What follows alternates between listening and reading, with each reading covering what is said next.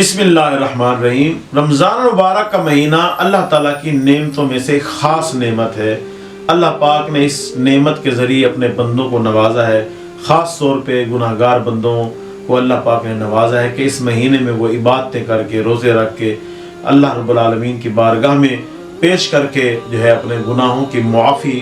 لے سکتے ہیں اور اپنے درجات کی بلندی کے لیے کوششیں کر سکتے ہیں۔ رمضان مبارک کی خاص نعمتوں میں سے لیلۃ القدر ایک عظیم نعمت ہے۔ لیلۃ القدر کے بارے میں قرآن پاک میں اللہ تعالیٰ نے ارشاد فرمایا لیلۃ القدر خیر من الف شہر، کہ لیلۃ القدر جو ہے یہ 1000 مہینوں سے بہتر ہے۔ اب لیلۃ القدر کون سی رات ہے؟ عام طور پہ آج کل ہم یہ سمجھ کے بیٹھے ہوئے ہیں کہ لیلۃ القدر 27 رمضان کی رات ہے، اور پھر لوگوں نے یہ تقیہ کیا ہوا ہے کہ صرف 27 کی رات کو وہ جاگ کر عبادتیں کرتے ہیں، پھر پورا سال چھٹی کر دیتے ہیں، وہ یہ سمجھتے ہیں کہ ہم نے حق ادا کر دیا، حالانکہ ایسا نہیں ہے۔ لیلۃ القدر کے بارے میں احادیث میں اگرچہ اشاروں کے ساتھ اور علماء نے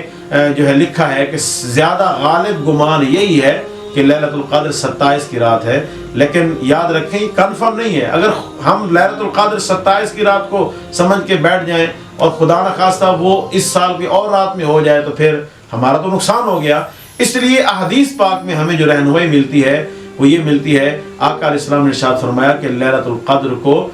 رمضان کے آخری عشرے میں تلاش کرو۔ اس لیے حضور رمضان کے آخری عشرے میں اعتکاف بیٹھتے تھے، راتوں کو عبادت کرتے تھے تاکہ لیلۃ القدر کو پالیں۔ اور پھر ایک حدیث میں حضور علیہ السلام نے ارشاد فرمایا آخری عشرے کی جو طاق راتیں ہیں ان میں لیلۃ القدر کو تلاش کرو، یعنی 21 کی رات، 23 کی رات، 25 کی رات، 27 کی رات اور 29 کی رات۔ لہٰذا ہم مسلمانوں کو کم از کم اتنا ضرور کرنا چاہیے، ویسے تو پورا عشرہ جو ہے عبادت میں گزارنا چاہیے، راتوں میں جاگ کر عبادت کرنی چاہیے۔ خاص طور پہ یہ جو طاق راتیں ہیں 21 کی رات، 23 کی رات، 25 کی رات، 27 کی رات، 29 کی رات، ان راتوں کو خاص طور پہ ہمیں عبادت میں گزارنا چاہیے، کیونکہ ان راتوں میں کوئی بھی رات لیلۃ القدر کی ہم نے پا لی تو بیڑا پار ہو جائے گا۔ اور اس کے ساتھ ساتھ یہ بھی سماعت فرما لیں کہ لیلۃ القدر ہمیں کس انداز میں گزارنی چاہیے۔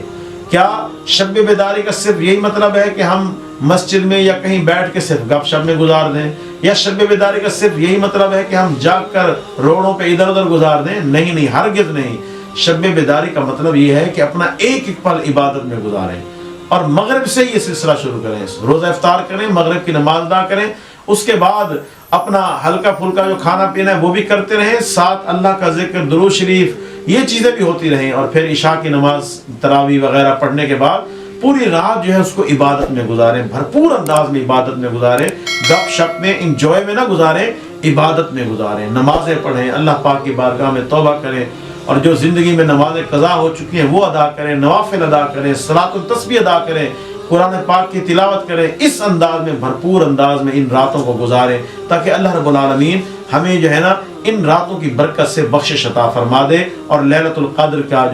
جو فضیلت ہے اللہ تعالیٰ وہ عطا فرما دے۔ اور یہ بھی یاد رکھیں کہ جو ہے شب بیداری اگر ہم پوری رات نہیں کر سکتے، کچھ لوگ ایسے ہوتے ہیں وہ یہ سمجھتے ہیں کہ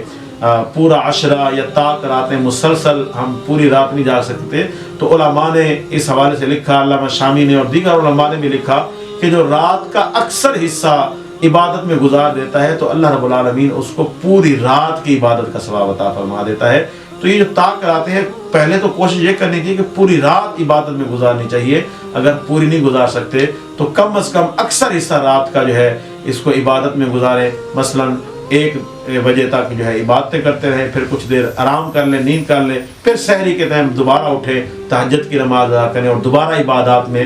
مصروف ہو جائیں، تو اس سے بھی ہمیں یہ برکتیں حاصل ہو سکتی ہیں۔ اور اس کے ساتھ ساتھ میں حاضرین کی خدمت میں یہ بھی عرض کرنا چاہتا ہوں کہ جیسے 27 رمضان کی رات آتی ہے تو 27 رمضان کی مغرب کے بعد جو ہے 27 مرتبہ سورۃ القدر جو ہے انا انزلناہ فی لیلۃ القدر، اس کو 27 مرتبہ پڑھیں۔ اللہ پاک اپنے فضل سے پورا سال رزق کی تنگی سے محفوظ فرمائے گا۔ اللہ پاک ہم سب کو عمل کی توفیق عطا فرمائے۔ اللہ پاک اس پاک مہینے کی اور لیلۃ القدر کی برکتیں ہم سب کو عطا فرمائے۔ آمین ثم آمین، وما علیہ الا البلاغ المبین۔